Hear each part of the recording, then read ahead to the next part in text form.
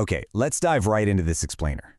We're looking at a phenomenon that is literally reshaping our digital world from the ground up. The signs are everywhere once you start looking. But we're going to kick things off with a really bizarre mystery that totally shook the music industry. So, moving into Section 1, a bizarre musical mystery. Picture this.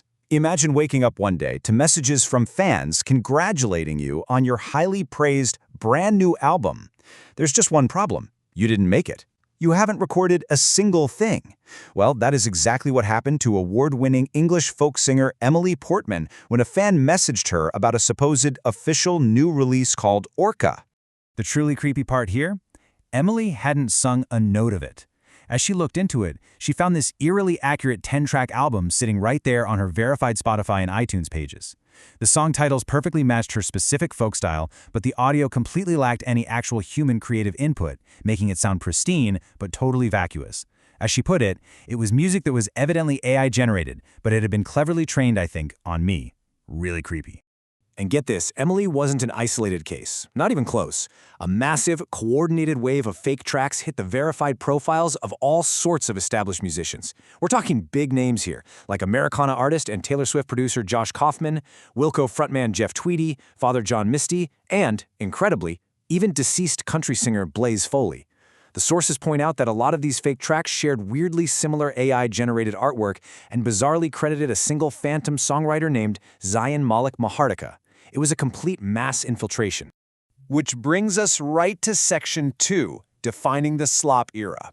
Because this musical identity theft isn't just a glitch, it's a symptom. This flood of AI-generated content actually has a brand new, officially recognized name. It's called slop.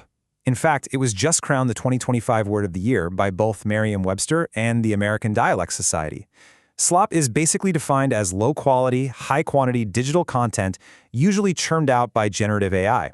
It's digital clutter that prioritizes sheer speed and volume over any real substance. Oliver Wang from the New York Times explains this concept brilliantly. He says, to understand modern slop, you have to think of humans consuming content the same way pigs consume food. The goal of AI slop isn't to enlighten or entertain you in any meaningful way. It's literally just to maximize the time you spend consuming it while minimizing the cost of making it. It's cheap, it's fast, and it just keeps you scrolling.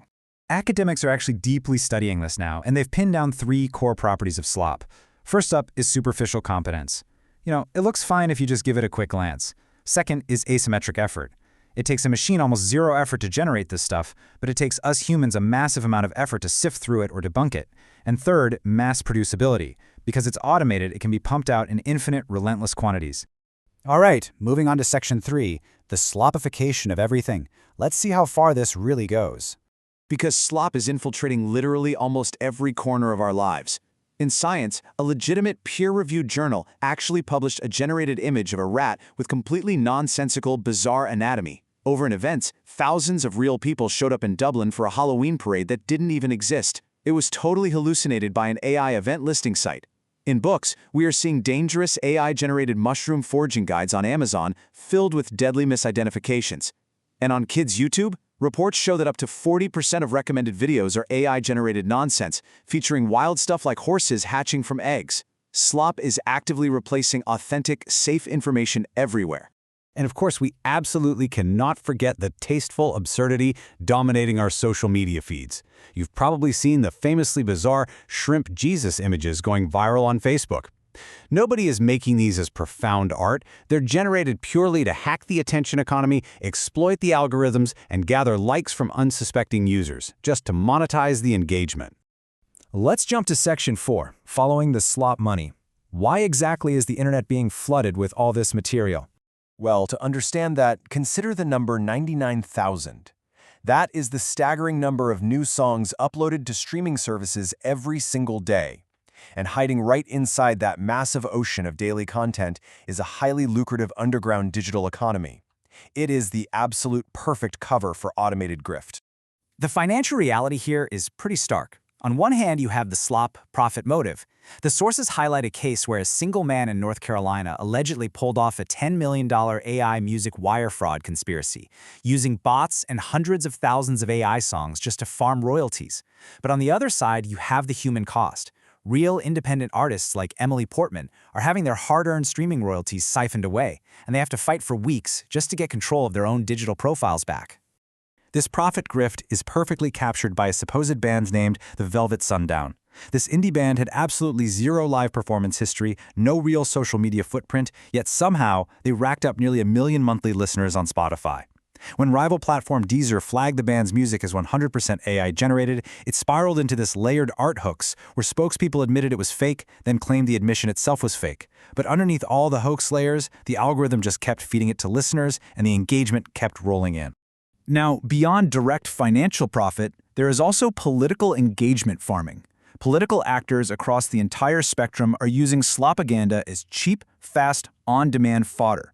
The sources cite the Trump campaign posting AI images of the former president as a Jedi or the Pope alongside fake Taylor Swift fans.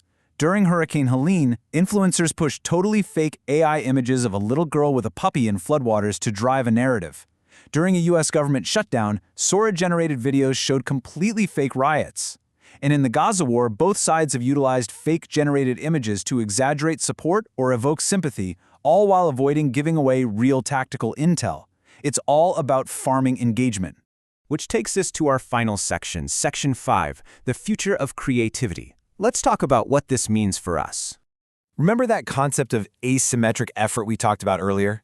The contrast here is just staggering. With AI, a fraudster can type a quick text prompt and instantly generate 20 tracks of what Emily Portman called instrumental drivel. It basically costs nothing. Compare that to true human creativity.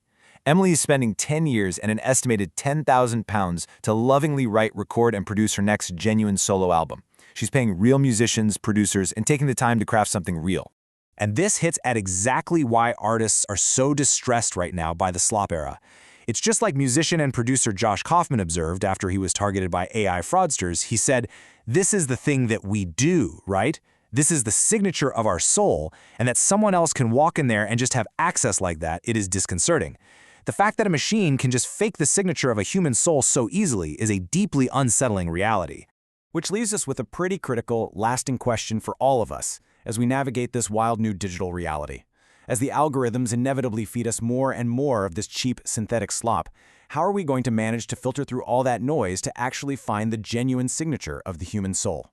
Something to definitely think about. Thanks for joining me on this explainer today. Keep your eyes open out there, and I'll see you next time.